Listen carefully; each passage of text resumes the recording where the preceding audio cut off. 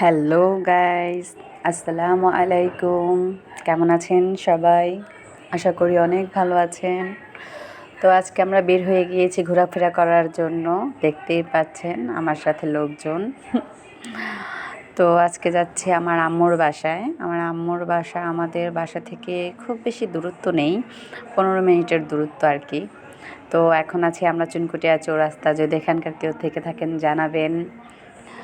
তো কিছুদিন অনেক বৃষ্টির জন্য বাসা থেকে বের হওয়া হয় না, বের হতে ইচ্ছাও করে না, রাস্তায় এত কাদা। তো আজকে বৃষ্টি ওরকম ছিল না, রাস্তাঘাট ফ্রেশ ছিল, তো ভাবলাম যাই আম্মুকে একটু দেখে আসি। যদি এখানকার কেউ থেকে থাকেন একটু জানাবেন। সামনেই আমার স্কুল, দেখাবো আপনাদের।